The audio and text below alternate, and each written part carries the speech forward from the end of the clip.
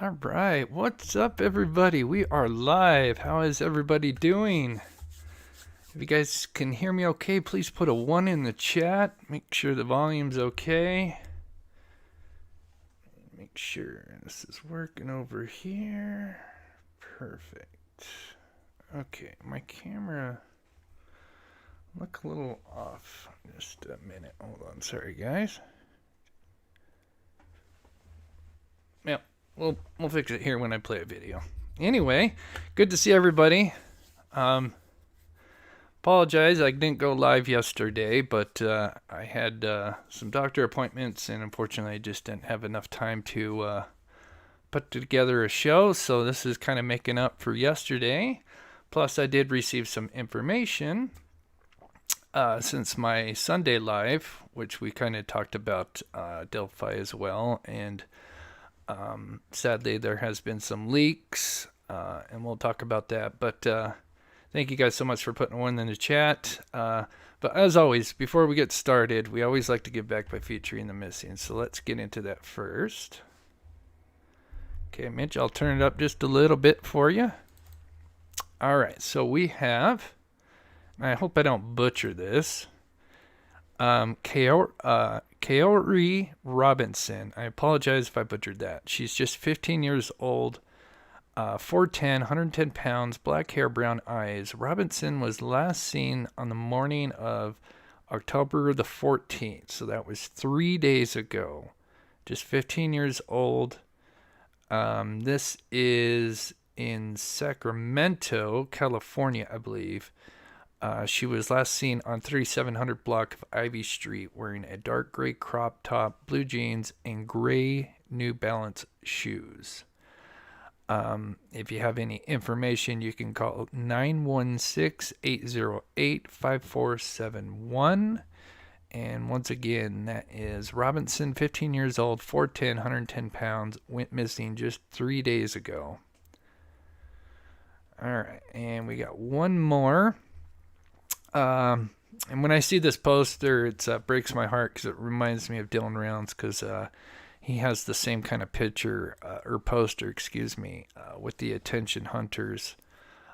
But this is Alex Easterling from Pickens, Mississippi. Apparently, Alex was dropped off by his mom at a friend's house in Pickens at 8:15, April 20th of last year, so he's been missing well over a year now.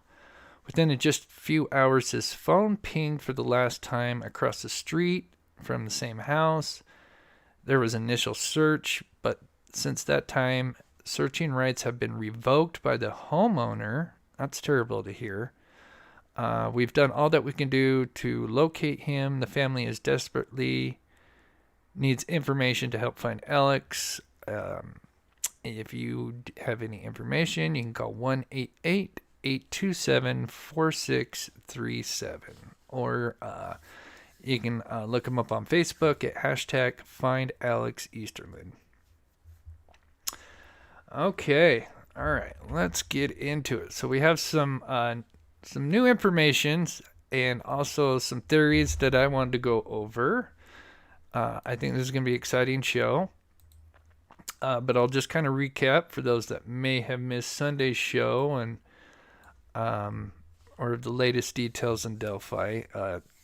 So this is the attorneys for Richard Allen, Andrew Baldwin, and Bradley Rosie. There has now been apparently 2 leaks this year, sadly. One happened earlier. It was an inadvertent leak of discovery evidence that popped up on social media.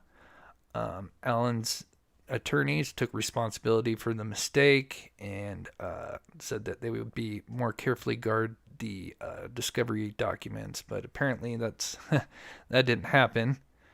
And I believe, and I'm not 100%, but I do remember earlier this year, in regards to this first initial leak, is that, let me take a sip here, is that one of them had another client, and that they were supposed to be sending evidence over to their client regarding, obviously, the client's case. But unfortunately, they ended up sending documents from the Delphi case. And so I believe that may have been what happened there. Not 100%, but I do remember hearing that story and reading it. And then sadly, recently, I'm not sure exactly when, it's been a few weeks, a former professional associate of Baldwin leaked evidence to a man in Texas who then shared it to another and then another third party, and eventually got shared to the MS podcast. This person shared it to them to an attempt to stop the leak. MS Sheet has put out a podcast saying that they did turn over the evidence and all the communication between the parties to kind of stop the leak. But apparently the leak is obviously crime scene photos, if you haven't heard, which is sad to hear. So now they're going to have a hearing literally 2 days from now, October the 9th. I'm just looking at my notes. October 19th. So this Thursday, they're going to have a court hearing. And then they're also going to have another court hearing on the 31st. And so I believe Thursdays is going to be in regards to this matter here. But going back a little bit to the possible motive, apparently, that was out there as to why this was originally leaked is when the Frank's Motion came out, and then Court TV put out their, their sketch of how they perceived the bodies and the sticks and the layout, and also the F tree. When they saw that, they felt that Court TV had did not accurately portray the F tree properly. And so that was part of the motive, is why this person, I guess, leaked out these photos. Judge Fran Gohl from Allen County has issued a hearing on October 9th in her Fort Wayne courtroom. Now, what's interesting, I was reading in Allen County, they usually do allow cameras in the courtroom because we do know that, I don't think it'll be this Thursday, but maybe on the 31st, we're supposed to eventually hear a ruling on whether there's going to be cameras for the actual trial itself. But I do remember reading some documents or some articles about how Allen County is usually camera friendly. So it'd be interesting. We may have a live session as well. So it's a possibility it may be live, but like I said, just speculating. And then I already talked about the other matters. Okay. I got a poll going on. Let me check chat here. And so, and I'm going to get caught up about what I was talking about earlier. Let's look at the poll. We got 119 votes already. This is interesting. It's kind of fluctuated. So at 38% at the top is he acted alone, Richard Allen. Which is weird. Before I looked earlier, the second place was no, it wasn't Richard Allen, but now second place is 21%. No, he had help. So right now it's either Richard Allen or Richard Allen and somebody else. Third place is not sure, and then fourth place is no, it wasn't Richard Allen. So we'll keep that up for a bit, and we'll go back and look at it. Okay, so just see here, make sure everything's running good. Okay, perfect. All right, so if you missed my show on Sunday, the F tree has been leaked out, and I kind of talked about that. I mean, if you just typed in Delphi updates, the Sun article has posted it. Other YouTubers have posted it. So, what's the harm? You're gonna look up updates on it. You're gonna come across the tree, and I don't think it's a a huge deal breaker because, I mean, you guys, let me move it over a little bit. This is, and there was, when this first came out, there was some people that were wondering if this was real or not. One thing they noticed was it's obviously dark behind the tree, so this picture was taken at dark. I would think that would make sense because of the lighting, taking a picture of the tree during the daylight when you've got something that's very faded on the tree would probably not show up really well. So if you had like a nice dark background and then you had a nice bright light focused on a certain area, it would accentuate what you're trying to photograph. So this would actually make sense, and I think I've spoke to Steve about that, and I think he would agree. So I would think this is, I can't say 100% this is real, but if I were to lean one way or the other, I think this is probably the real thing. And as you can see, someone has kind of filled in what they feel like, because remember, defense claims that this was, and they claim this is the F tree, but it really doesn't. You have one kind of line going down, but if you look closely, the F, the horizontal lines in the F don't really connect. It's almost like you've got one line, and we kind of talked about it, Steve.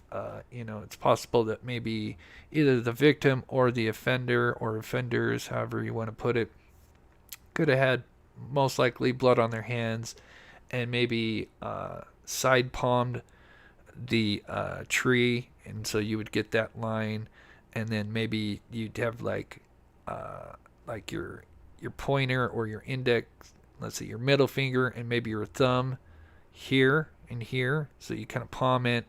There's and they could have touched the tree multiple times, maybe to balance themselves. So many possibilities, and we will try to have Steve on this week. I'm not sure if it'll be tomorrow or Friday, most likely Friday.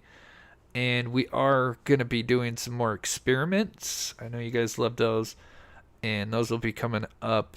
And we'll talk about what we're going to be doing because I'm really excited about that.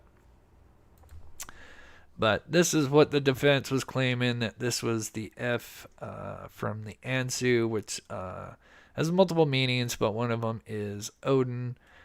And the whole thing was that the sticks on the girls represented hell, and then the F tree represented Odin, so it was supposed to be like hell Odin. But in my opinion, I don't see it.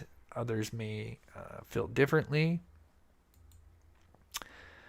And so anyway, on Sunday, when I was hearing about all the leaks, and I think even Saturday, I had watched one of the channels that this guy supposedly actually had seen the photos, and he did a drawing. So I recreated his drawing, and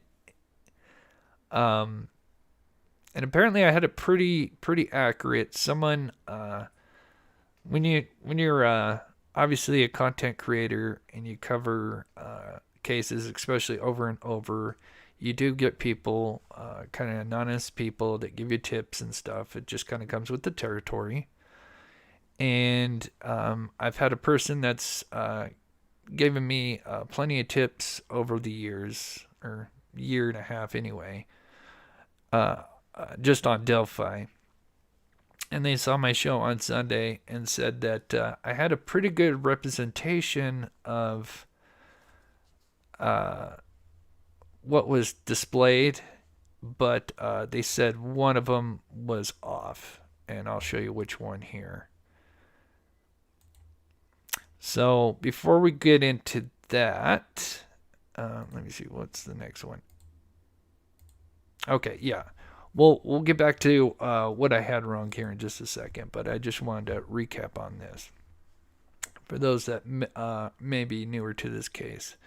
So the two girls' bodies would be found approximately 50 feet from the creek on Ron Logan's property. He's a name that's came up many times. He was even a person of interest.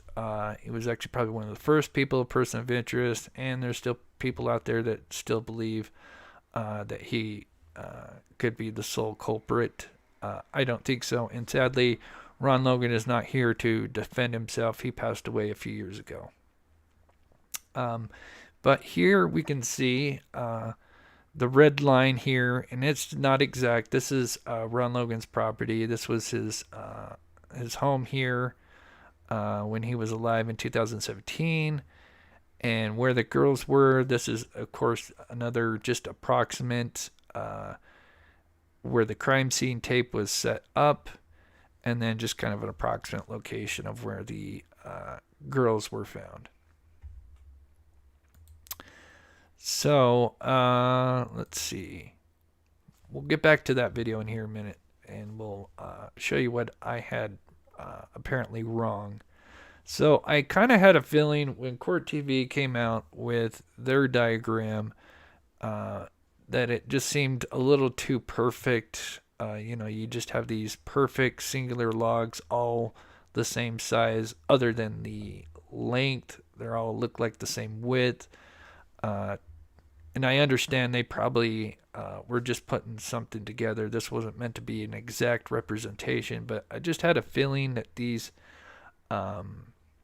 sticks or logs, whatever you want to call them, were not going to be perfect. They were going to probably have some branches coming out, and that appears to be the case. So I have a couple of theories that I want to run by you guys. So theory one, I call To the West, where the bodies were placed, placed there with Odin symbolism or a unique signature by the offender or offenders, however you want to put it. So Richard Allen and somebody else. Or could there have been more that the defense has left out that would paint another picture? Because obviously the defense is going to have their agenda, and they may be just showing us, in the Frank's motion, a small picture, but we haven't seen the bigger picture. Redfoot, let's see here. The defense tailored that diagram to fit the narrative of it being ritualistic. Exactly, just what I was just saying. 100% agree with you, Redfoot. 100%. 100%. Sybil says, I still think the clients had something to do with these murders. I can't. Possibly. I don't think so now. Especially Tony. It seems, and I think the MS podcast said that they are going to try to get an interview, the first one-on-one interview with Klein at some point. But I think he's still under an obligation that he can't talk right now. But clearly it sounds like he was trying to throw everybody else under the bus. And I don't and if it was out of the two, I could see Tony. I don't know. It's still plausible as far as like the contact. It is weird. Okay. So one of the things that I had wrong is, if you remember, I had a stick right here. And so what the guy told me in the email is that this stick that I had with Libby over here on the left side is not laying on the ground. And so the pictures were apparently taken, from what I understand. So with Libby, the picture was taken from her feet, so they were looking. So if she was facing north, the photographer was standing to the south of her, taking the picture upwards. With Abby, it was the opposite. They took a picture standing behind her head a few feet back, down this way. And I guess what he was explaining, or they, is that there is kind of a tree limb that's caught in the photo to the right that makes it appear as if it's almost laying next to her, but it's not. It's literally just kind of a stick either hanging down from a tree branch or just coming out of the ground. And it's just an optical illusion where it looks like it's kind of part of the process, but it's not. It's and he says there's no shadowing or whatever. So they say that really it's just 3 sticks with when it comes to Abby. So, but they said my diagram with Libby was pretty much spot on. So, but as we're looking at this, and I'm curious to know what you guys think.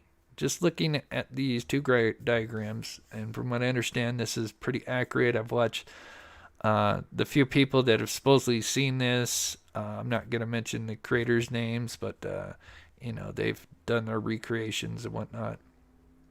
But to me, there's at least 2 defining features that are on the girls at the crime scene. And that's besides just branches on top of them. So I'm going to leave that up and let me know what you guys see. Do you guys see any similarities between the 2 girls? And I'll leave that up for just a minute, and then I'll point out what I'm talking about. I'm going to just take a sip here.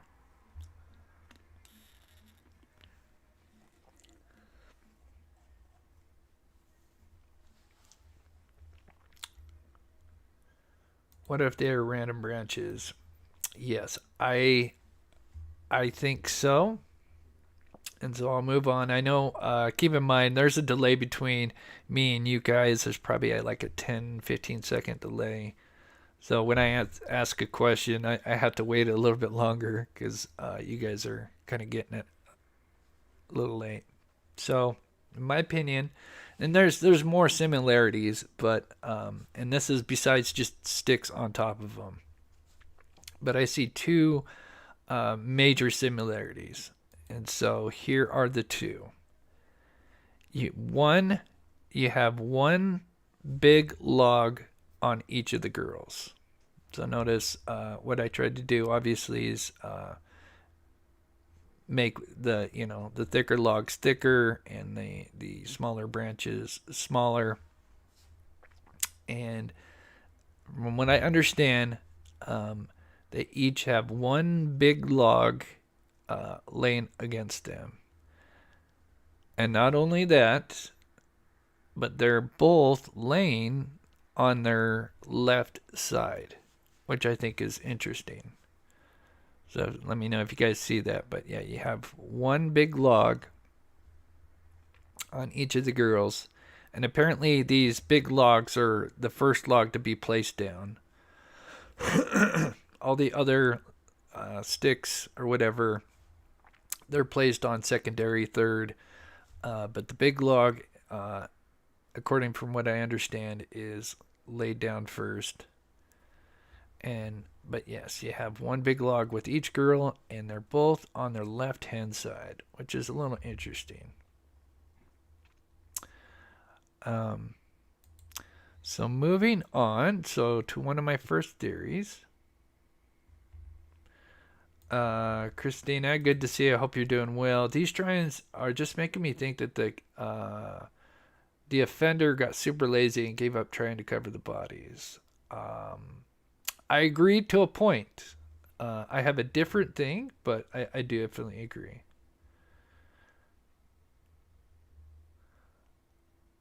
I'm just reading the chat here because there is some interesting stuff.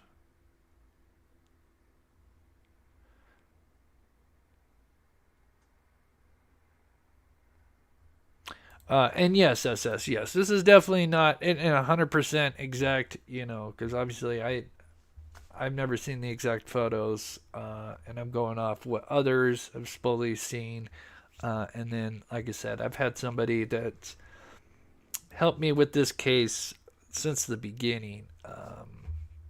This is one of the, other than Gabby Batista, this is one of the main cases I've covered on my channel, and this particular person has been there, kind of giving me little tips throughout the years, so it's kind of nice. So anyway, so one of my theories, and I've got a couple of them, is now the one thing I don't know, I'm still trying to figure out, and talking with some people, is trying to figure out which direction their bodies were facing. I don't know, but let's just say, for theory's sake, they were facing. Their head is north, their legs are south. Obviously, Abby's kind of tilted to the side, but let's just say, for a theory, that they are facing north to south, in a sense. And if by chance their heads were facing on the direction north, could it be possible that the offender or offenders were attempting to hide the bodies with leaves and sticks? So they placed the sticks on the east side because the wind that day was blowing to the west. And I'll show you what I'm talking about. So I went back, and here's a little recreation that we did a couple weeks ago when we first learned about all the details from just Court TV. Steve did an amazing little just recreation. It's not exact. It's just kind of get the atmosphere. And then he noticed that, it wouldn't take long to cover up the bodies.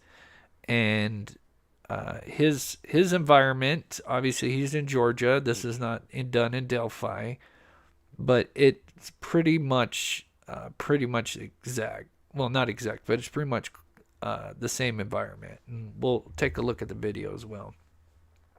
But and here's just a bigger picture of that. But I went back and I looked at the wind speeds for February 13th. And it's kind of weird. Did they take them? They take a measurement every hour, but it's not like spot on the hour. It's so it's all at 154, 254, 354. So it's like 6 minutes behind. But what's interesting is it was pretty calm that day until, so remember, he approaches the girls at 2:13, and it just so happens that the wind, out of all during that day, the wind picked up right after he supposedly took these girls, because it was at 8 miles per hour due west.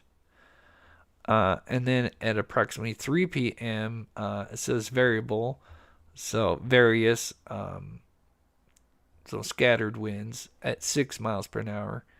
But then just after 3 p.m., and at 3:54, it got all the way up to 13 miles per hour. And I would say like 10 miles per hour is a decent breeze. 5 miles isn't really nothing, but 10 to 15 is, obviously that's not tipping over a car or anything, but that's a, that would be considered a windy day. And it's just interesting that it's blowing to the west. So I thought that was kind of interesting. You would have some high winds, some moderate winds, due west. And then the next day, it actually picked up big time. And the girls weren't found until around noon. So I got a line kind of where just before the girls were found. So we can see that early in the morning it was 5, 7, 7. But it actually got all the way up just around before they found the girls. And at the time they found the girls, it actually got up to 16 miles per hour due west. So I thought that was kind of interesting. And if there was just, if there wasn't a big pile of leaves, and it was just lightly covered, I could see, and we are going to do this experiment, so this will lead into something. And yes, that's a great question, Alan. In the woods, would it be windy? So I asked Steve that, and he said yes and no, because he's been there. So in some ways, yes, it's kind of covered. But yes, you would still get wind. Maybe it wouldn't be as bad as in certain open areas, but you would still have some wind that would come through. And we are going to test that to the best that we can. I just thought that was kind of interesting. And this is going to go much further because we're going to go back to some old clues that were given to us um, that I came across late last night. So, according to the defense, when we read the Frank's motion, there were no leaves that were described to be on the bodies of the two girls. Now, keep in mind that they have their agenda on one side of the story. But what if there was actually leaves on the bodies beforehand? And according to Steve, so let's just say that they did find the bodies and they did have leaves on them, just in theory's sake. If they found the bodies with leaves, they would take pictures of the bodies as is. So they would take the pictures with the bodies with leaves on them. Then they would probably remove the leaves, and then of course, then you would have the logs either under, and then they would take another set of photos of those logs and branches, and then probably remove those, and then take another set. That would be kind of a basic thing in forensic. So it's possible, and I've got more to go on with this. So in theory, if they did have leaves on them, but decided to, when they released this Frank's motion, decided to go with the photos that didn't have leaves on them, we would just think that yes, they just had these sticks on them and they had some kind of rune, odinistic, whatever you want to call it, symbolism, signature, whatever. But that's just the small picture. Yeah, we aren't seeing the bigger picture. But, sorry, I gotta take a sip here. So according to the locals, sometime around noon, and this is on February 14th, so remember February 13th, they went and looked for the girls. They couldn't find them. They searched late into the evening. Sadly, it got really late, and they were worried. There's a lot of volunteers. They didn't want people getting hurt because it's dark. So they ended up calling off the search. But they started right up early that next day on February the 14th. As a matter of fact, this picture here shows, the volunteers. And so anyway, according to the locals, sometime around noon, approximately, one group of volunteers first came across Libby's clothing or shoe. I'm not sure if it was both, one or the other, but a group had came across, an article that was for Libby. David's group, known as David Erskin, he would then be notified. So they would head towards their direction. Now, David's group was on the opposite side, along with this other group of the creek. And so they heard that there had been some clothing found. And so they started heading towards this group that had found the clothing. And as they did that, that is when they stumbled across the girls' bodies. And this is when this case has been riddled with leaks from day one, sadly. But this has been out there for since day one. And this is known as, and I'm sure most of you may know, as the David Erskin leaked text.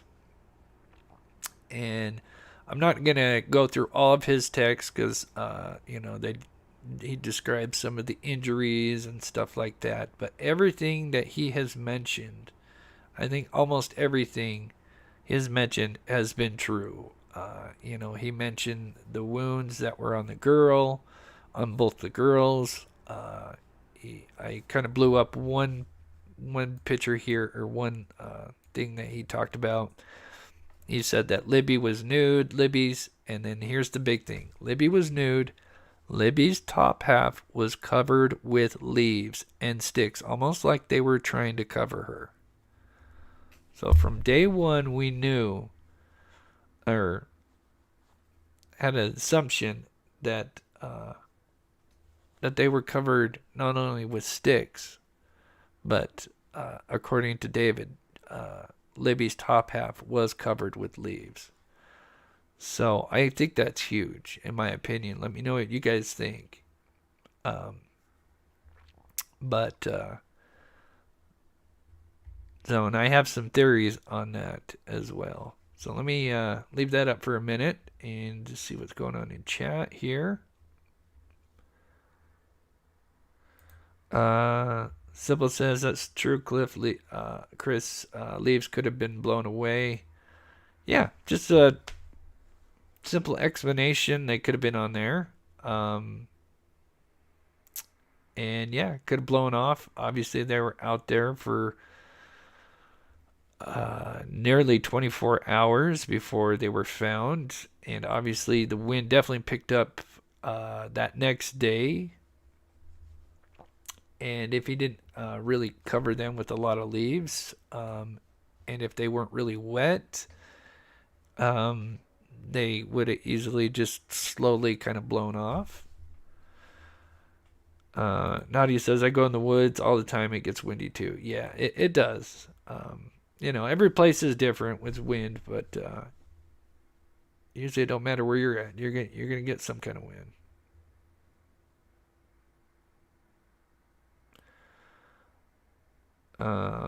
Let's see. Good to see you, Thomas. I had to catch up after work. I appreciate you stopping by. Danger, Dave, good to see you. Hope you're doing well. But yeah, so I want to talk about that because I have a theory on that, DC Prime. But Abby had no leaves. So there could be a couple of things. Maybe one, he forgot to mention that there was leaves on Abby. That could be a possibility. Although he does describe that she was wearing jeans and a red shirt, I think, or something like that. But it's possible she could have had maybe light covered leaves on her. Maybe she was kind of semi-covered, but then they kind of have been blown off. And by the time they came there, because if you look back at the diagram, Libby has a lot of logs around here, which would block, especially if the wind was blowing. That's why I say it's kind of interesting. I would like to know which way the bodies were positioned. But anyway, so here's kind of one of my theories on this thing here. So it's possible the offender or offenders, depending on where you stand, ran out of time and could not complete covering the two bodies. Obviously, Libby had more sticks and logs on her. And I'm going to assume, and you have to take it with a grain of salt, but like I said, everything else that David put out has been verified throughout the years. So I would like to believe that she probably did have leaves on her, maybe not entirely covering her. Maybe some of the leaves on her legs or other areas maybe got blown off. Who knows? But one of the things I wonder is, could the offender or offenders intended to cover both Abby and Libby, which to me would make sense, and obviously instead of just covering them with some leaves, because that would look kind of suspicious if you got this big two piles of leaves, and I'm going to show you some footage of, that area, and you'll see there's tons of leaves and logs laying around. So it would look more realistic. It would just match the background and scenery. If you did just have some logs with some leaves, it would just blend right in. So I wonder if that they were covering up Libby on the right here. They got the sticks, started covering her up, and then they went to Abby, and so they started laying down the sticks, and we're getting ready to cover her up with the leaves. And so and don't quote me, I'm not sure if this is 100%, maybe chat, you can, for those experts I know they're in here. Um, so the father of Libby, Derek German, uh, so the whole thing was the girls, arrived at 1:50, and I think Derek German was going to pick them up at like 3 a.m. or 3 p.m. So they were only going to be there for like an hour or a little bit more. Um, but he got there around approximately 3 o'clock, and he had called Libby's phone a couple of times, and I've got it written down, and I'm not sure. I'm kind of going off memory right now. I know I have it somewhere. Um, but I know he called at approximately. What I have written down from memory is that he called once at 3:11, and I think a few minutes later he called at like 3:13. I could be wrong. It's around in there, but he called multiple times, and the phone did ring, meaning the phone wasn't dead. Um, could have been on silent, possibly. More likely, it was either on vibrate or it had the ringtone. And for those that may not know, or the phone, Libby's phone, was actually under Abby. So could it be possible? Um, and now so of course he would have had the girls for almost exactly an hour since this phone call would come in. So plenty of time to sadly, the tragedy to happen, and then him move the bodies. Um, and then, like I said, he was covering Libby up, and as he was covering Abby up, the phone went off, and then it went off again. Oh, I see someone saying 3:11. So I did have it right. Okay, so I think it was 3:11 and 3:13. That's what I have in my head. It's tough when you're working, you know, 20, 30 different cases. You got a lot going on up there. But and I think it's possible that the phone was either vibrate or the ringtone was going off,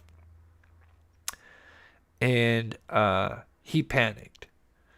Um, and maybe he even had Abby covered, and then untried to cover her, and maybe tried to check her pockets or whatever, and then decided, you know what, um, I need to get out of here. It don't matter if I destroy this phone or whatever, because he could leave his DNA on the phone. So I think it's just a theory. It's possible that um, the phone started ringing, and he didn't get a chance to cover up Abby, and that spooked him, and he panicked, and he left. So let me know what you guys think in the chat, and I've got some more theories, got some more stuff as well, but let me know what you guys think as well.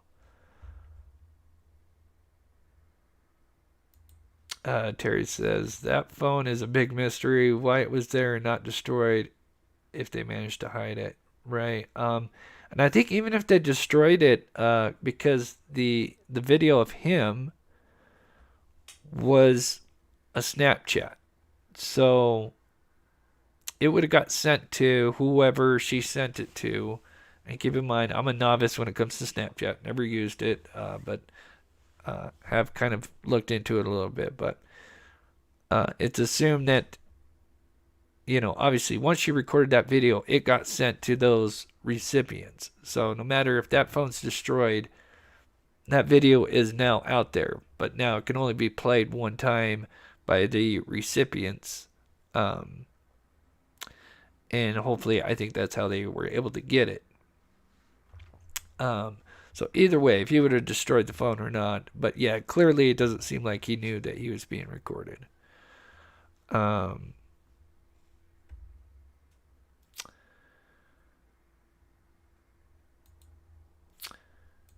phone ringing, that gave him 28 minutes. With the phone ringing, that gave him 28 minutes. I'm not seeing the math, unless you're deducing maybe like after he took him, because I mean that's almost 3:13, which would have been exactly an hour. But maybe I'm missing something there. But anyway, right, Terry. Yeah, and they do. There was. They could have gotten it off the server as well. And that's certainly not my area expertise, but just a possibility there. Is and like I said, that goes back to David Erskin's text. He said that he saw Libby's top half covered, and everything else he said was true. So I can't see him reason why he would make something like that up. So here is just a video we did.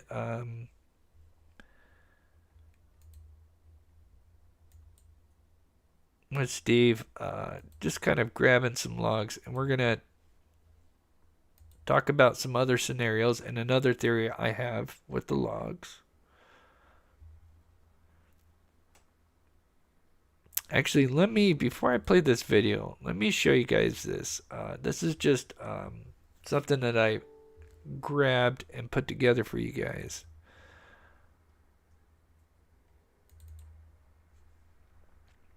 Just to get an idea of the crime scene location. Now, keep in mind, a lot of this was filmed, many years ago, so, a lot of it's not HD quality. Let me move that over here. Awesome. We have almost 500 people in here. Thank you guys so much. If you haven't, please hit that like button. Also, I just wanted to thank Peyton for the PayPal donation. That truly helps. And also, any support you guys can send. It really goes to our experiments that we have coming up, and the work that we put into helping the missing and cold cases. So here is a video of Ron Logan. I just took a bunch of clips of Ron Logan because he walks around.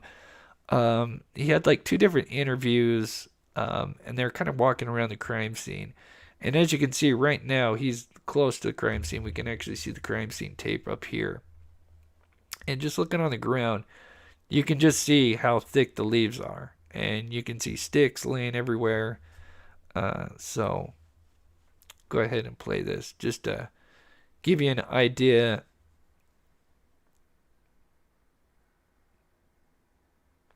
And I'm still researching this this video, because I think I may know which tree is the F tree, but I'm still looking at it. But I mean, if you just look in the background here, there are certain parts of the area. So as you can see, they're inside the crime scene tape area, which is a pretty big area that they cordon off.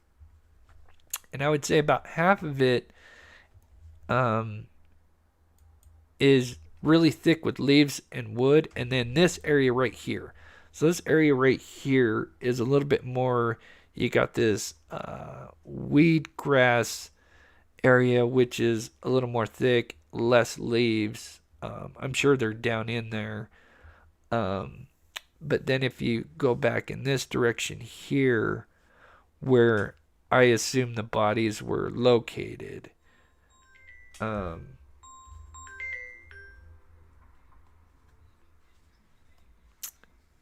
and in this area back here is where I think the bodies were located.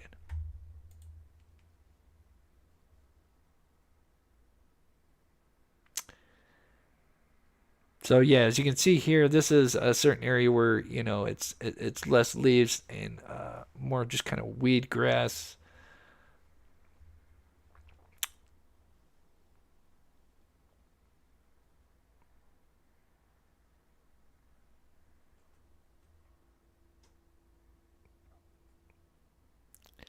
And then I think Logan is pointing out right here. I think he points out where Libby's clothing was found in the river, and because it was, as you can see, the creek is right here, and I think he's pointing in the direction of where parts of her clothing were found, which was, I think, her shoe. Oops, I dropped my phone.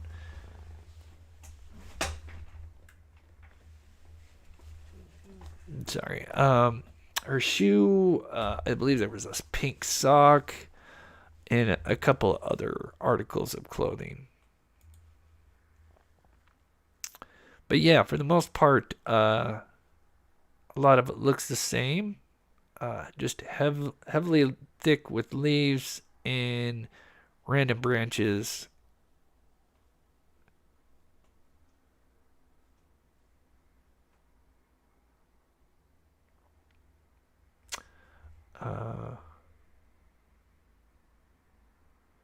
See.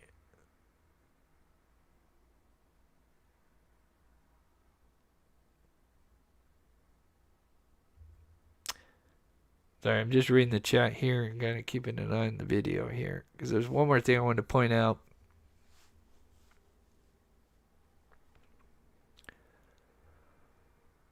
And obviously, and I just for those that are tuning in, I don't think Ron Logan had anything to do with it. I mean, look at the way he gets up this hill. I mean, I forget his age at that time. Not saying it's not impossible for him to be able to do that, but to me, I mean, how gingerly he's getting up and down these hills. For me, for him to do by itself, to me, I don't think the word impossible, but I think unlikely. But here's another great view of just how thick the leaves are and just branches galore that are just laying on the ground. And I've got some other very interesting insight as well with Abby. So just one more clip here, and this is kind of more at the northwest part of it. This is where the area where I think the bodies were found, somewhere in this area. So, one of these trees would be the F tree, and then that means the girls' bodies would have been found nearby. So I think this is the area, and you can kind of see, I know it's not the best quality, on the right you can kind of see where the more grassy weed area is, which is a little bit less dense with leaves and sticks.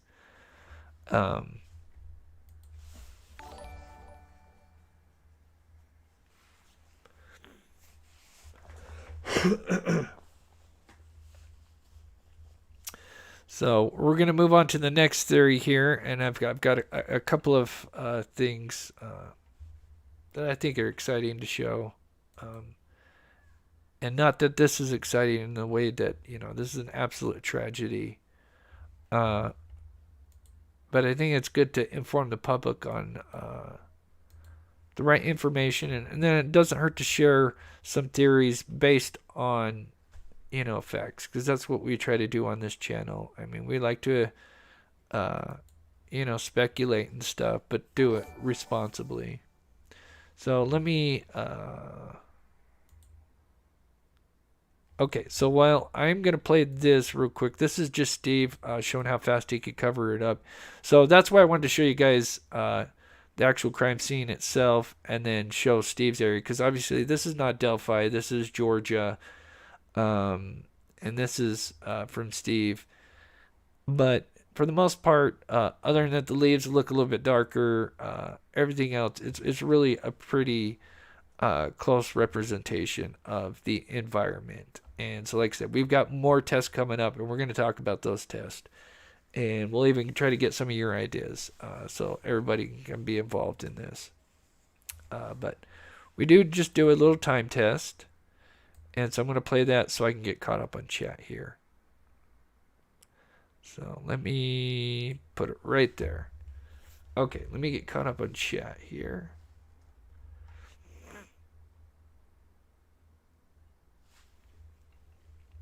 Let's see. Mama Blank 86. Thank you so much for the $2.99. That is very sweet. Thank you so much. 86 is one of my favorite numbers, by the way.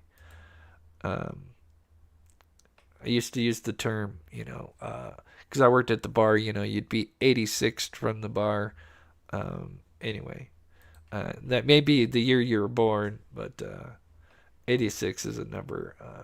That's kind of one of my lucky numbers. Camilla Norris, for all your experiments, appreciate the hard work. Thank you so much, Camilla, for the $10. You are so sweet. Thank you so much. We've got some really exciting experiments coming up. I've been talking to Steve the last 2 days about it. Miss Dog Lover, it's sad to see an innocent man's name dragged through the mud. Now he's passed. Right. Totally agree, Miss Dog Lover. I've tried to do some different things where, I tried to do a mustache, because obviously he's got a Ron Logan. They interviewed him literally February the 14th, the day after these girls were found, or the same day they were found, I believe. And he has this very pronounced mustache. And I know the bridge guy video or photo is very blurry, but I would think you would probably be able to see that thick, white, slight silverish mustache in that photo, in which, in my opinion, you do not see. It does seem like he may have like a dark, thin mustache, but clearly not a big pronounced mustache that Ron Logan had during the time that this happened. But that's just showing Steve him laying the same amount of logs down, and then just tossing some leaves on, and that took him less than this wasn't the video where I had the timer running, but it only took him like 3 minutes after he had the logs on. I mean, no time at all.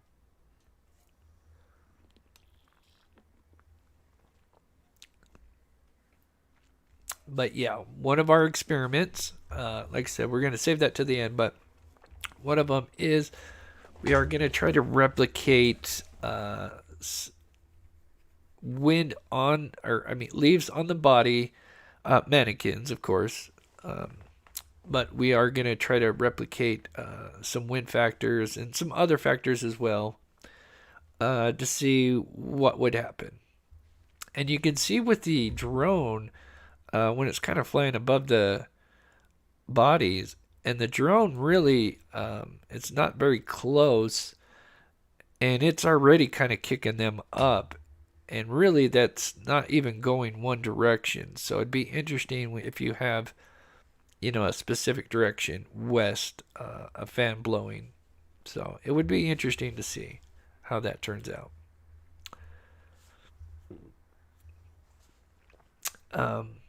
So moving on to the next theory. Let's see, where do we leave off at? Okay. Pull this up here. Sweet dreams. Good to see you. I hope you're doing well. And thank you so much for the $3 super sticker. You are so awesome. Thank you so much. And Richardson family, thank you so much for the $20. That is so awesome. Thank you guys so much. That means the world. I do try to spend a lot of time before. I spend many hours before the show, because your guys' time is important to me. I try to stick to about an hour and a half show, and so I try to make sure all these presentations are all ready to go.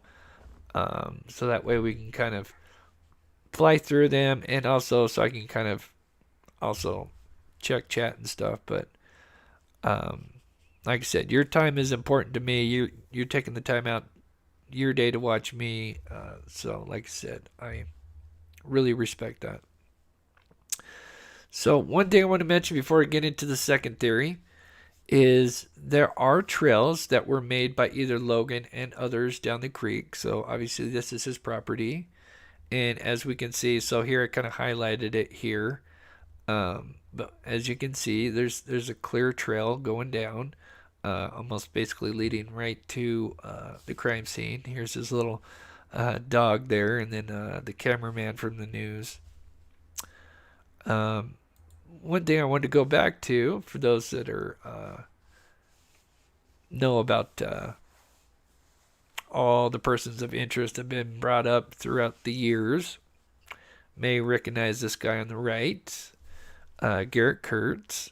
He was even kind of mentioned as a possible person of interest. Um, and so, just the short story. Garrett Kurtz kind of it's been quoted he kind of grew up on Logan's property. It's because Garrett Kirk's father was good friends with Ron Logan. So apparently Kurtz used to go over to the Logan property and ride ATVs. He even apparently did work for Ron Logan. And but yeah, there's interviews with Garrett Kirks. He talks about, yeah, we'd ride ATVs up and down Ron Logan's property. So clearly there are either man-made trails that go throughout the back of this property and maybe around the crime scene. And the reason I mention this is that the defense claims, and I've heard this is true on when it comes to two of the logs. They say that um, these Odinists had some kind of saw, and then they actually noticed that at least one, and from what I heard, there's like one from each girl that actually has a pre-cut limb, so it's actually not just snapped, it's a cut limb. And so they say obviously since these were cleanly cut, that these were clearly cut in an attempt to make some kind of symbolic meaning, whatever odism, rune word, whatever. But the girls were found on Logan's property, close to one of these trails that leads down the hill. Garrett Kirks used to ride ATVs on the property, and I'm sure many others as well. I think, he said he had his friends, there was talks of some parties at Logan's property as well. But yeah, they'd go riding ATVs. And so it wouldn't be a stretch to think that some of these limbs that the offender came across, either Richard Allen or others, whoever you believe is responsible, it wouldn't be hard to believe that they would come across some pre-cut limbs that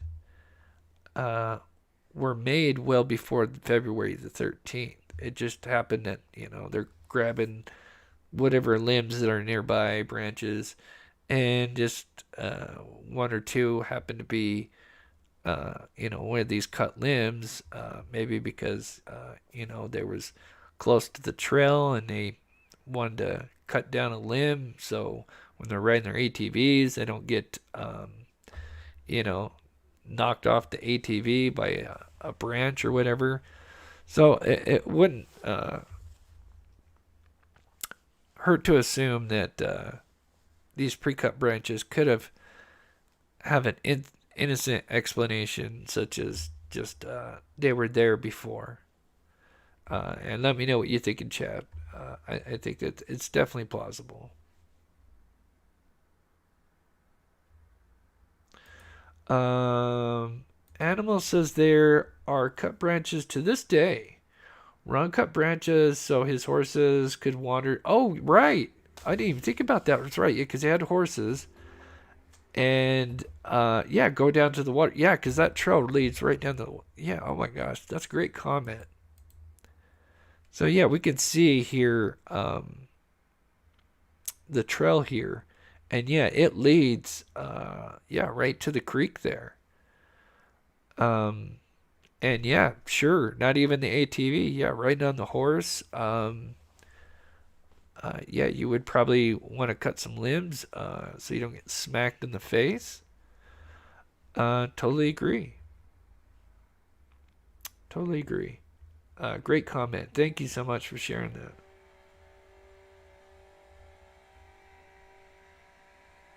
Hopefully, you guys don't hear that. Somebody's outside with a chainsaw. Okay, it's going away a little bit.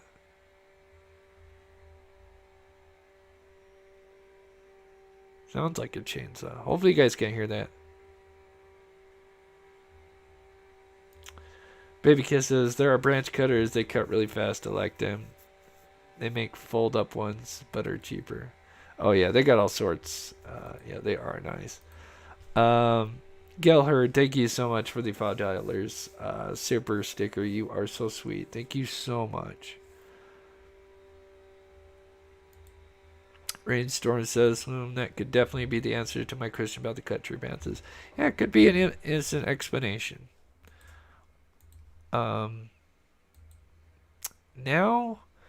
moving on to the symbols and into my third theory or my second theory here, but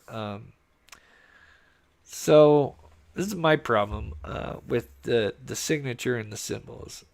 I mean, if you're gonna leave symbols, can you guys hear that? If you're not, I'm gonna have to. Can you guys hear me okay on that? That sounds a little weird. Hold on.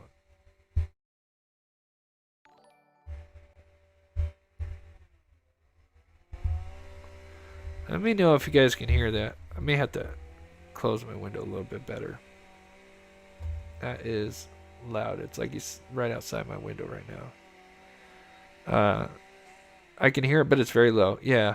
Sounds like he's cutting branches right now. I guess we're talking about branches. This guy decided that he's going to go cut some branches. Go figure. Anyway, moving on. So if this guy was going to leave some symbols, right? This guy, offender or offenders, however you want to put it. And if they're going to go to such great lengths to spending time cutting branches, but yet when you look at the signature, if this was supposed to be a signature, I mean, in my opinion, it's not really clear, especially with Libby.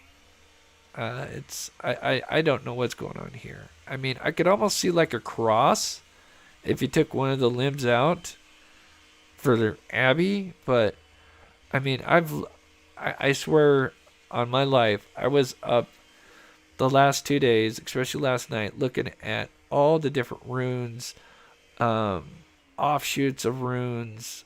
I mean, everything. I was looking at not Zodiac. What was the other one? Illuminati. I mean, I was looking at all sorts of stuff just to see if I could find something. I just could not find anything. Anyway, my point is this: you've got a knife, right? The guy's clearly got a knife. Why doesn't he just carve something into the tree? You know, like this.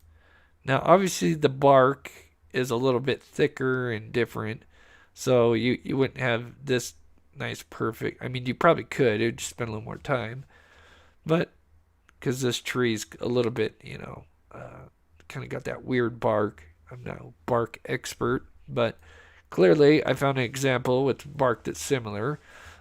Seems like they had to do a little bit more work, but here they carved in a heart, G plus K, which is cute. So to me, I'm like, if you're gonna carve in Hell Odin, why not just carve it into the tree? Why are you gonna spend all this extra time at the crime scene, which is just putting you more potentially at either leaving DNA evidence and or getting seen by somebody? when you can just quickly carve into a tree or other things, I'm not going to say, but there's other things you can carve into if it's sick and twisted. But to me, it just, I don't know. That's just my view of it. I could be completely wrong. Let me know what you think in chat, but I just think there could have been much easier ways to leave your signature.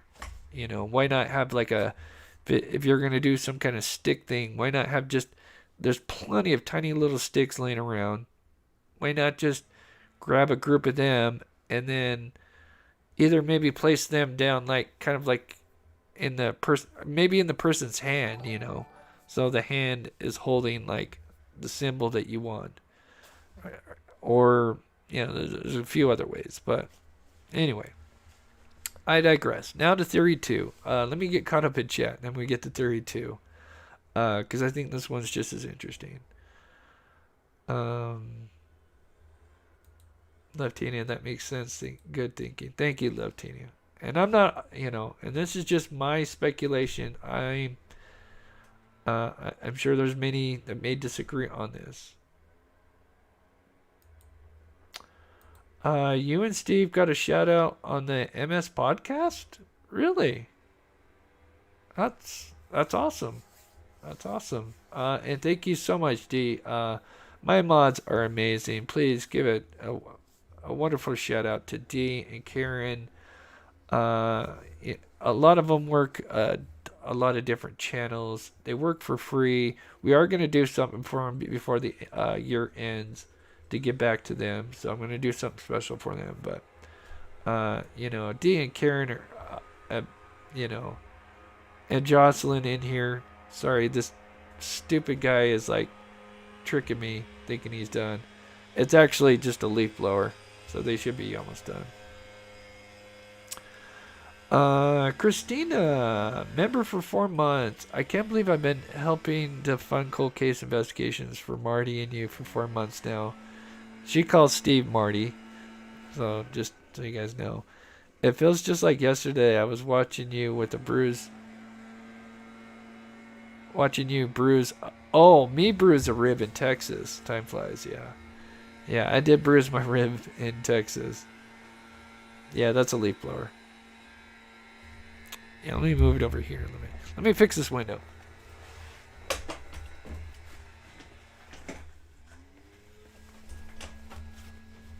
Okay.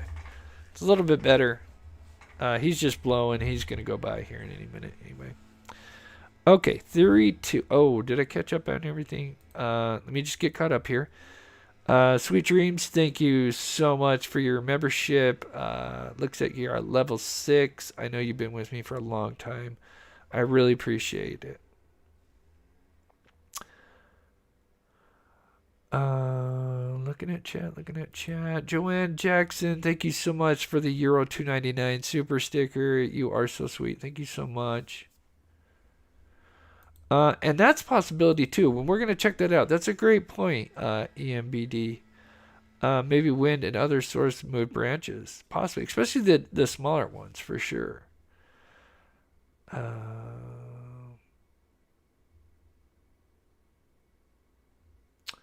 There's Jennifer. Yeah, call me when I'm live. Good to see you, Jen. Hope you're doing well. Okay, theory 2. So, was that a deer? Could the logs been there for another reason other than symbolism and signature? The offenders clearly must have known the area and or habitat. And obviously we know Richard Allen has been there before. We've seen the picture of, his daughter on the bridge. So clearly Richard Allen has been there. And I would think if it's Richard Allen and or any others, they had to have known the area because they would have known that these girls really, if we just kind of pull this up here, just the map for just a second. When you cross this bridge, so really this trail, for those that may be kind of newer to the case, so there's a couple of entrances. This is where the girls came in. There's two trails. There's one that offshoots to here. It's just a dead end and comes back. They're both dead ends. That's the main point. You got the 501 trail, which takes you across the bridge, and it looks like, it leads to this other stuff in here, but really this is all private property. And so the thing is what the teenager would probably do is they would, cross the bridge, and then there would be kind of like this sign or whatever, do not trespass, it's private property. And you would then turn around, go back across the bridge, and that was it. So the offender, I have to use that word, or offenders, knew that these girls, since they were now on this side, were going to be trapped. Because, I mean, technically they weren't, which is really sad. They really could have just ran onto the private property, which, but hindsight's 2020. But they knew that these girls were going to have to come back the same way. And so this guy, Richard Allen, and or whoever you think, had them pinned in. But here's my other possibility.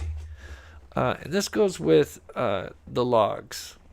So going back to the similarities that we talked about earlier, both girls each had one kind of big log laying on them. And is it possible that the offender or offenders were trying to weight down the bodies so they wouldn't be dragged off by a carnivore? And this may sound crazy to some, may sound realistic.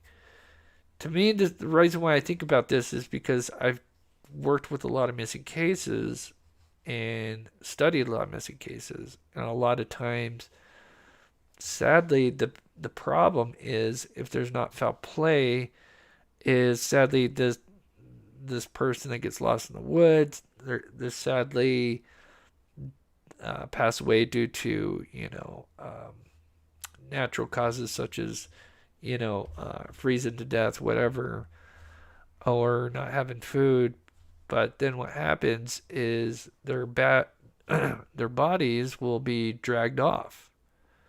And so now in Delphi, Indiana, I looked up, they don't really have bears. They don't have mountain lions like we do here in Utah. They do have an occasional bear or cougar, or I don't know about mountain lion. They do on occasion, and that's coming from another state, Really, their big predators are wolves and coyotes. And keep in mind that this place is known as Deer Creek. This place has deer, which deer is a prey. So if there is prey, that means there is most likely predators not far behind or nearby. Now, let me skip here. So here we got a coyote and wolves, kind of one and the same. And then we got, a pretty little deer here. Oh, thought I had a part 2 to this. Oh, maybe I didn't. Anyway, but I looked up, what wolves and coyotes would do. Now, they don't typically attack live humans. It has happened, but they're on rare occasions. Now, if they came across a dead body, they have been known, both wolf and coyotes have been known to eat human remains. So, is it possible, and especially if you realize Libby's the one that's really heavily covered down, and I was thinking, she's the one, I hate to bring this up, but she's the one that's naked. So, and she's got, supposedly some blood and stuff, not to get too graphic, but, so it would, to me, was the offender thinking that, you know, that they were going to probably, if she was out there for some days, that a predator would come by, and especially with Libby being naked, uh, that it would attract them. Um, and maybe they were afraid that the body could be dragged off. Now, it's just a theory. I'm not an expert on these animals. I do know just from experience that they can and will eat humans. It's not in their normal nature, but if they will come across human remains and they're hungry, they will. Um, so I just a secondary theory. Wonder if they're weighted down, and I just say that because it's just interesting that you just got this one giant log on each girl. Um, and to me, it just seems like you've got this weight, and why are you weighting them down? And that's the only theory I could come up with at the time. Let me know what you think. Some may think that's crazy. Some may think different. But it's just um, exactly. Coyotes would close in once decom smell starts. Exactly. And obviously, I would think maybe this guy was thinking because Libby's nude, she's gonna probably start to, expire a little bit quicker. Sadly, and I don't want to get too graphic, but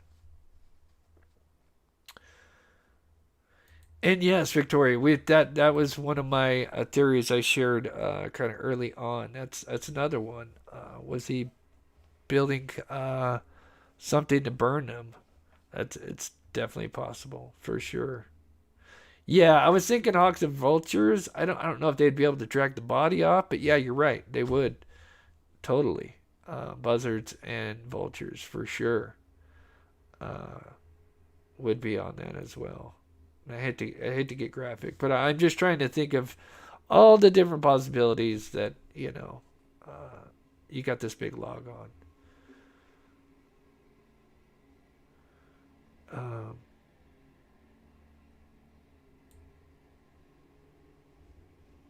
they say no mountain lions in Wisconsin. They're all over. Yeah, I was looking at mountain lions because I know they would definitely drag something off because that's why I say here in Utah because we do have mountain lions, and I believe one of the cases, it's a good possibility. Sadly, one of the cases I'm dealing with that may have happened, and this poor kid sadly is uh, remains are sadly in maybe a mountain lion cave or something like that, which is kind of scary.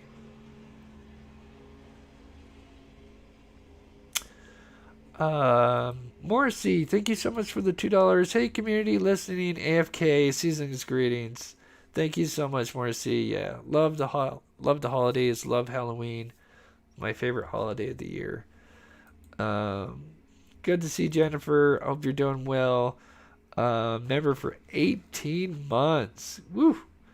Love to all. Thank you so much, and thank you for all your wonderful work. And like I said, we will do something for the mods coming up. So I got a few more things. We're going to talk about the experiments coming up, and then I got one more thing that I wanted to talk about the finale for show.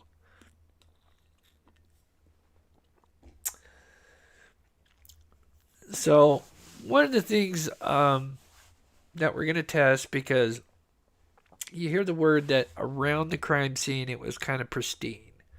Um, and like I said, I haven't seen the photos, but it sounds like there may not be any visible drag marks. So, talking to Steve, we are looking into doing that test along with the leaves and the wind test. As you can see, here's an example, and this is an actual example of someone dragging a excuse me, somebody that dragged a body. I'm not sure if it was by the feet or torso. I'm assuming by feet, but that's an actual crime scene photo of just drag marks. But with leaves, especially with the wind and stuff, would it be would it really be noticeable, especially if the leaves were kind of thick like they are here in Georgia as they are in the crime scene? Would you really notice if it's been 24 hours and um, leaves, if the wind was blowing decently, especially the next day, would it kind of cover up any drag marks? Unless, there was maybe some blood that transferred. But we are going to test that. So that's one of the tests. Okay, one last thing I want to do, and then I'll recap everything just quickly for anybody that missed. So let me end this poll because sometimes I always forget to end polls. I think we're about going to be at the same. So we have 520 votes right now. Right now at the top, 34% yes, he acted alone, which is Richard Allen. Second place is tied at no, he had help and not sure. And then fourth place is no, it wasn't Richard Allen at 18%. So I'm going to go ahead and end that.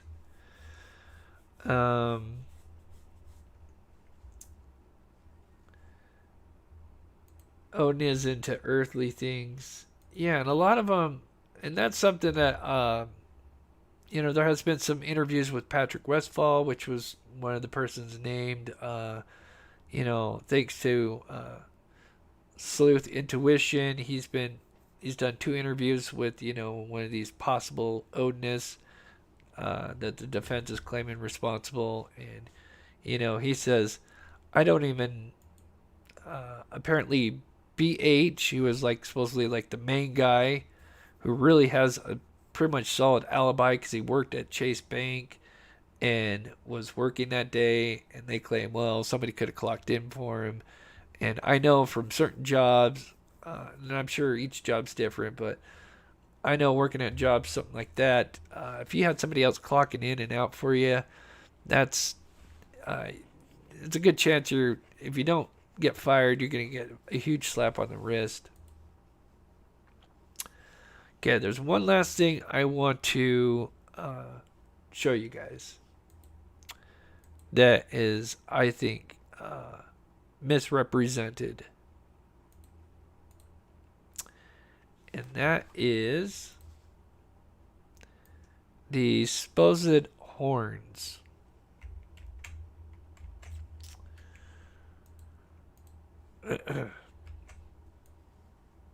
So this is, kind of what the defense explained. Oh, there's these horns laying out, and so if you missed earlier, I told you that I've had a kind of anonymous source since almost day one, since I started covering Delphi. That's giving me some inside information. And anyway, they kind of explained to me the best they could about the horns and what's really going on, according to them.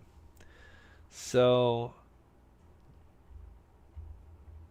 let me see what's the best way to do this. Okay, so for most of you, we've seen what the crime scene looked like. We played that video with Ron. Clearly, a lot of heavy leaves, a lot of sticks. So imagine you're in an area and you've got a lot of little twigs, just laying around randomly. You just got a lot of little twigs. Keep in mind there's leaves, you got log here, but for the most part you got these tiny little twigs just everywhere, because it's February, and but yeah, you got these tiny little half-inch diameter sticks, those little tiny ones, and what's the chances that, sadly this terrible thing happens and your resting place, here, let me do it here. So, that's a little too big here. I don't want to do it with the pencil. Yeah, that looks a little bit better. So you kind of have these twigs just here and there, whatever, with leaves. Of course, leaves and some bigger logs, but we'll stay with that. And sadly, the body goes down,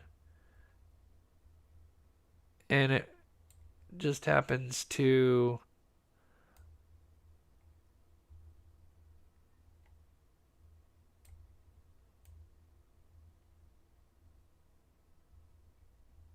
Sorry for the. uh, uh, I'm sure you appreciate the stick person. So, you have a body that just kind of ends up laying down in a certain area. And they're just laying on a couple of sticks. And all of a sudden, oh my gosh, they got horns. But really, it's just sticks that were there long before. And it's just sad that the body, was placed there.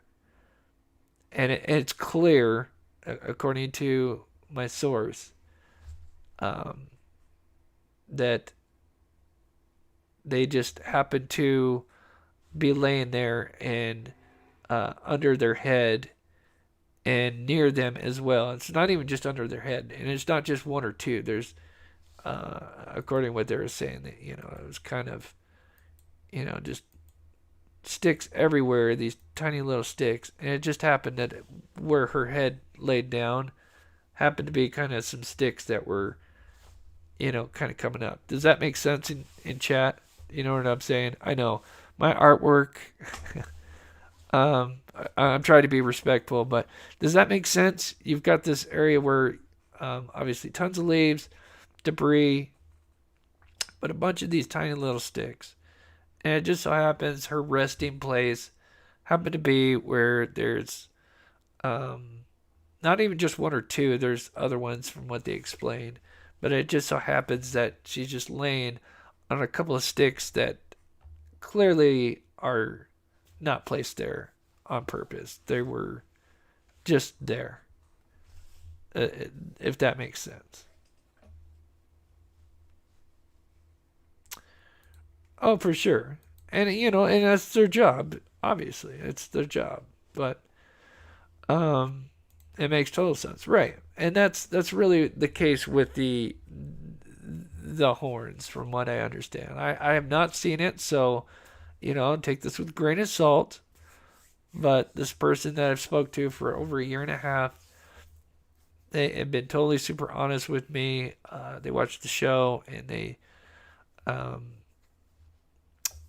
give me inside information for a long time, and they say that this was just, when it comes to the horns, sadly, she just kind of was laid down on some sticks that just happened to be, uh, and they're not even look like really horns. They're just random sticks that she just happened to be laying on. And there you go. Now the defense takes, oh well, we're not going to worry about all these that don't look right, you know, and everything. And now you got the defense's agenda where, she's got horns. And it's just simple as that. We just get the small picture from the defense, but, really we're not getting the big picture, which we will eventually. So,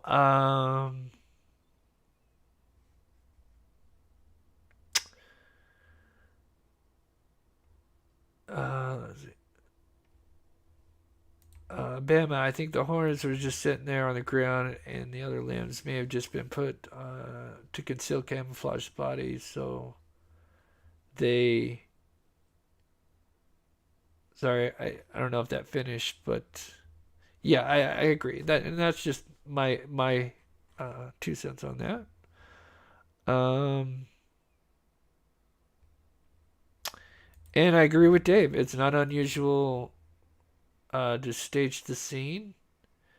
Um, and time will tell. But if you missed the first part, because if you did miss the first part, I think there was, some things that I just wanted to mention. Because if you did miss the first part, I'll just recap everything real fast.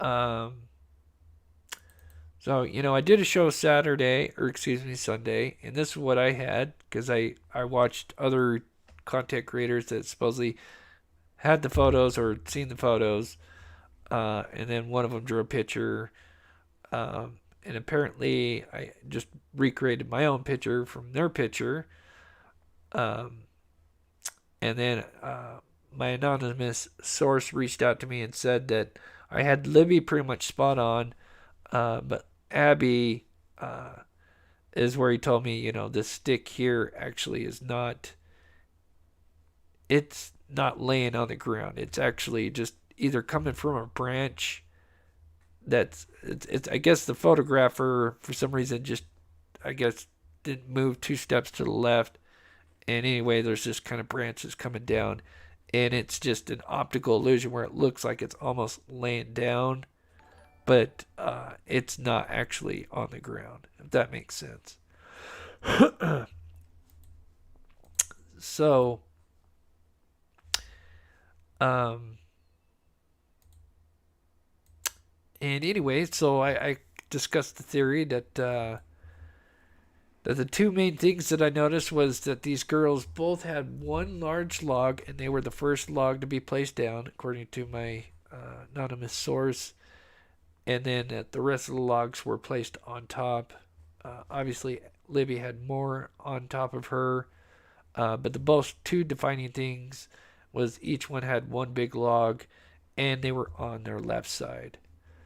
And I don't know exactly which way the bodies were facing, but if they were facing north to south, so the head was north, feet were south, even though, of course, Abby is a little bit more at an angle. If their bodies were north and south, there was some heavy wind, not heavy wind, but moderate wind that came through just after the abduction, and it actually got up all the way to about 13 miles per hour due west, which 10 to 15 miles per hour. That's a good decent breeze. That would definitely blow leaves. Um, and then I noticed the next day it actually continued, and it actually picked up just before they found the bodies. Reached 9, and it even reached 16 sometime just before and around when they found the bodies due west. So that's a pretty decent wind speed. So if the girls were possibly covered, it could have blown some leaves off. Maybe they focused the wood on one side to kind of maybe block the wind a little bit, so the leaves would blow. Um, but we were under the uh, understanding that from the Frank's motion that the girls just had the sticks on them, nothing else. But if we go back to the original leaked, one of the first leaked things ever in this case was what was called the David Erskin text. And I'm not going to read all of his text, but everything that he said has came out to be true. He talks about the wounds that the girls had.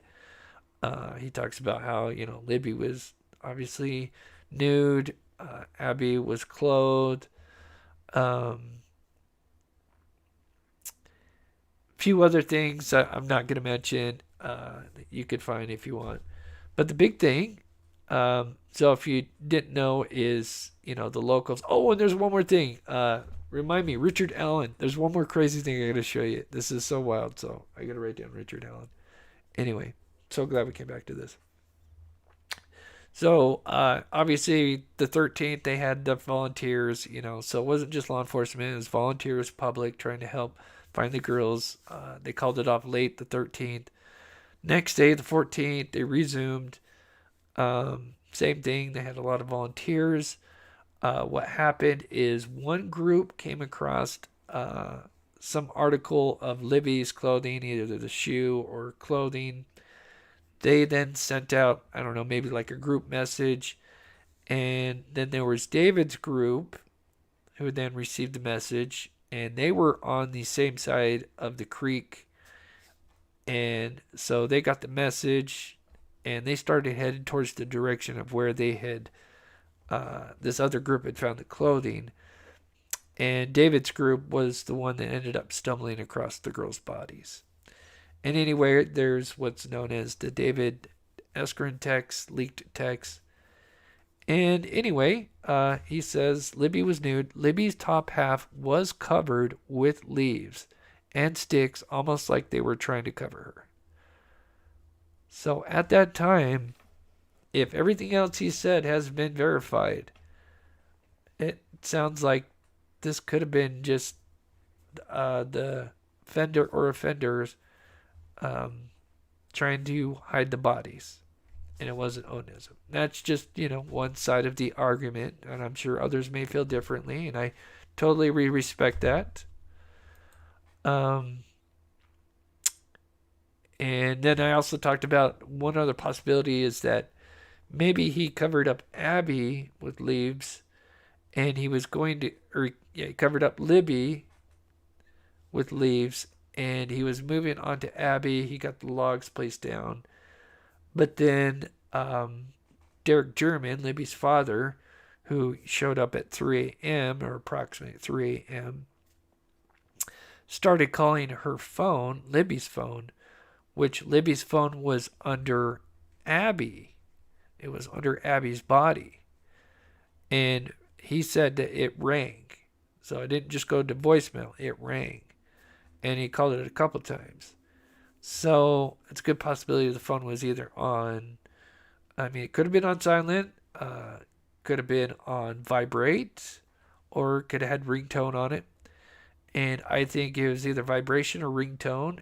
And as he was starting to cover up Abby, the phone rang and he panicked and dipped out of there. So he didn't get a chance to cover her up. That's just my speculation and just a theory. I don't know that for sure, but I think that's a great possibility.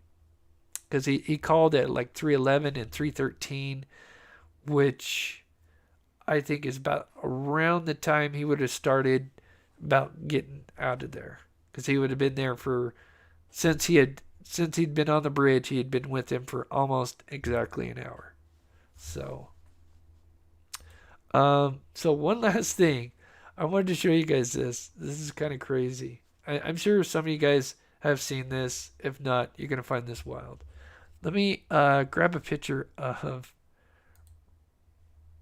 Richard Allen here. Yeah, we'll use this one for now. Actually, let me grab another one real quick. Bear with me, guys. You're going to get a kick out of this. This is kind of interesting.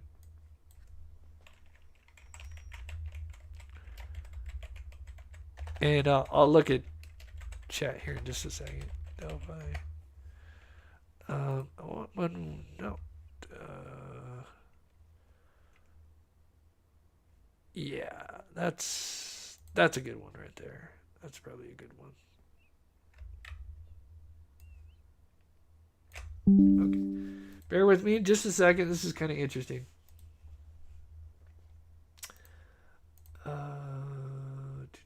We'll do that. Okay. Close that. All right. So remember how I told you they were getting prepared to search for Abby and Libby on the 14th. Oops, what do I got? There it is. Okay. Okay, perfect. Pull him there. Okay. Some of you may have seen this. Some of you may not. So this is footage of people getting ready to go out for the surge. So like I said, I'm sure some of you have seen this, maybe some of you haven't. Um, and it's just 7 seconds, but there's a what looks to be a familiar face, in my opinion. Hold on, let me move that out of the way.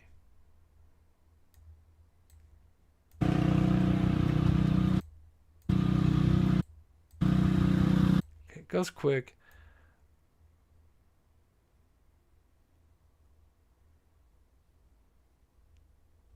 Right.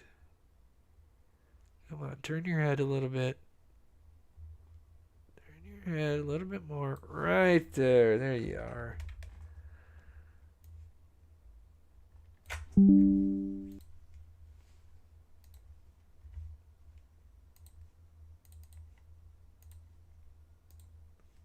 Okay. Close this here.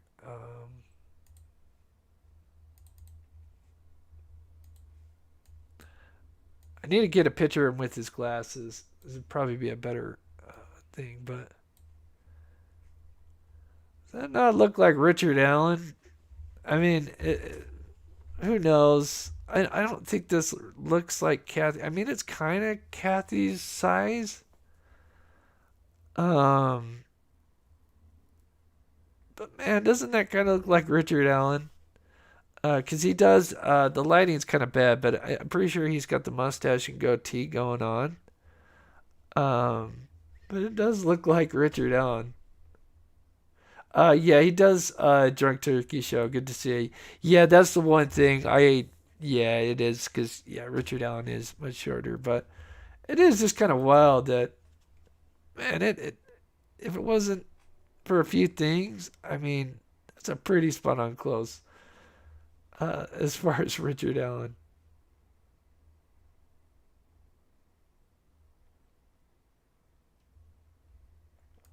Amazing that her phone was under her. Yeah. Thank you, Chris. Thank you, Sweet Dreams. Yeah, we're about to finish up here, but we're just going to talk about what our upcoming things are going on, and then we'll finish up.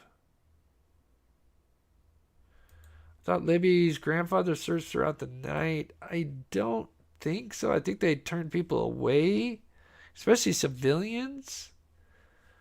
I mean, maybe he was out around the surrounding area. I mean, I don't. It wouldn't surprise me, family, what they'll do for the loved ones, for sure. Laura says, great, Chris, a great crew. If your timeline is correct, he could have started hearing people looking for the girls. For sure, that too. Animal, yeah, that's what I've got written down. Oh, you probably can't see. Yeah, I've got 311 and 313. So my my memory's good on the phone call because those are the two numbers that came to mind. So thank you for double checking me. Good to see you, Ruckus. Hope you're doing well. Um,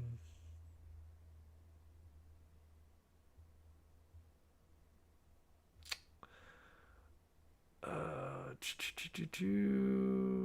I don't think it's him. Something about the nose.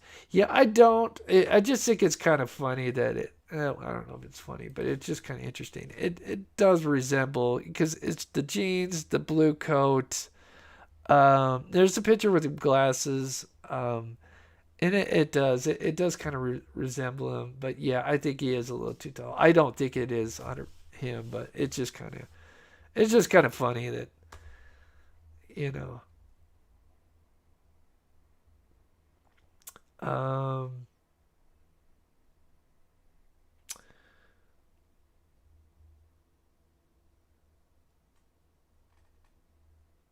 so okay, so let me make sure I caught up on everything.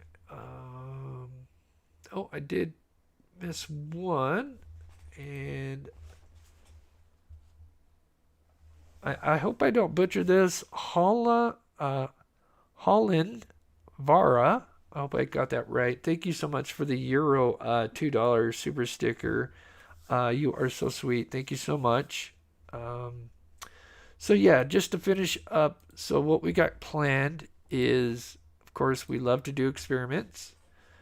So just pull up what we got going here. So basically, where's the video? Where's the video? Yeah, actually, this will work here. So yeah, speaking with Steve, we are going to, and if you're rewatching this, let me know in the comments as well if you have some ideas, and I'll look through the comments later today. But we're gonna attempt to drag a mannequin through the woods with leaves. We're gonna do it two different ways. We're gonna do it once with so you're holding the legs and you got your back and your shoulder. Because obviously there's two ways if you're just one person to drag a body. It's either by their legs, so where the torso is being dragged, or you could be doing their arms, and you would kind of depending on the arms, it's either the torso and legs, or it could just be the legs dragging. So we are going to try that through the leaves and see, what kind of trails, what kind of marks get left behind with that. And with the theory with the leaves, because like I said, we just went over that David did say that leaves were on top of Libby. Then we talked about the wind and everything. So we are going to cover up the bodies and then do some, maybe get a fan and try to tweak it to represent, different mile-an-hour winds. And what's the other one? There was another one we were going to do. I think we were going to do some kind of blood test as well. And then maybe the F tree. I mean, I don't want to overload Steve. He just got back from a road trip with Ruckus. But I have talked to him the last few days. And, of course, he sounds excited to do this. So that is something that will probably be next week, probably Monday. But I am going to have Steve on Friday. We'll see what we have by that day. But, yeah, we like to try different theories. So,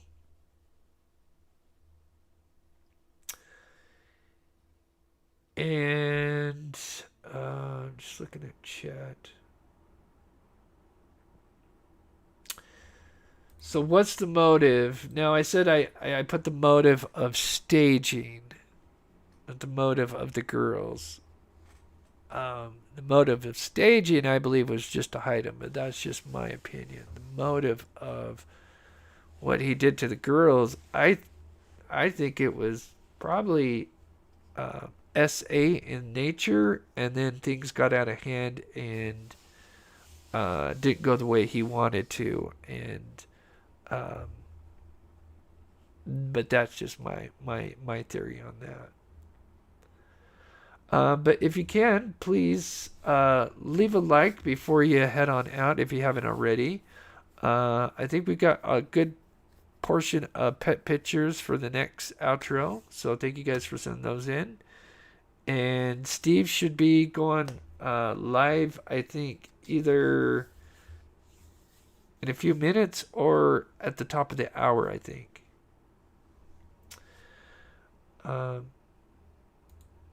Ruckus says, Steve slept the whole trip while I drove. Nice.